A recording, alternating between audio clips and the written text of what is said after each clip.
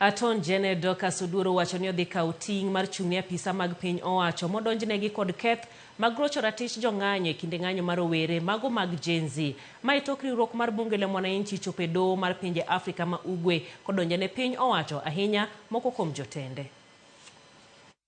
Jokanyo mag bunge la wananchi ochwalo bura e doho ma Afrika ma Ugwe boma ma Arusha ka gidonjone piny owacho kuom rocho ratich jong'anyo e kinde ng'anyo mag rowere mag Gen Z ka giwacho ni gisemedo yudo nonro mamoko matego burano. We have also put in an application to introduce new evidence that we have received from Kiambio slums. All this strengthen our case, presenting a high level of possibility of convicting individuals who are accused of command responsibility for the crimes that were perpetrated within the Republic of Kenya. Giwacho ni gidonjone jokanyo mopogore mag piny owacho ahinya kaluwe koda wach ni jokenya moko pod imako kendo ilalgo e tok chik. We have also put in an application for the indictment of 5 individuals that we believe that bear the greatest responsibility, so that they are individually held culpable for the atrocities that were perpetrated against the people of Kenya. Attorney General Dorcas Oduor owacho ni apise oikore mar chung'ne apisa mag piny owacho modonjnegi kowacho ni apise ditiyo kod apise mamoko mag chik pacho kae. The law is supposed to work for the people, not people for the law. So whatever we do, even as a government, it's supposed to be in furtherance of the interest of the people, all of us. So nobody is working for the government. Even the government is working for the people. Omedo ni obiro neno ne piny owacho oluwo chike duto mag doho ka achiel kuom ng'ur mochwal en sundo piny owacho mondo oluw chikego. The law requires that we obey court orders. As and when an occasion arises, I will urge everybody, not only the executive, everybody and all of us, to obey court orders. If we find that they are difficult to satisfy, we have an opportunity where we can still go back to court to ask them to review.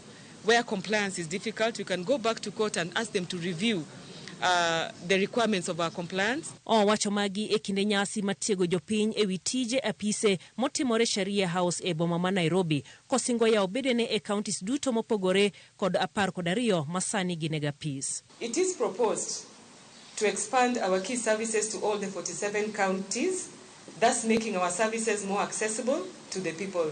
And the government has pledged to support the Office of the Attorney General to be in all the 47 counties as required.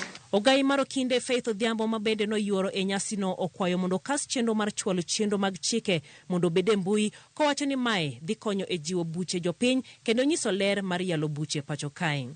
And as we look at this open day, I urge that even as we work towards digitization of the registry of marriages as well as the public trustee office, it will enhance access to justice, that members of the public may be able to search and get information, and as well as the advocates on the side will be able to aid the members of the public to be able to facilitate any transfer of properties of their kin in record time.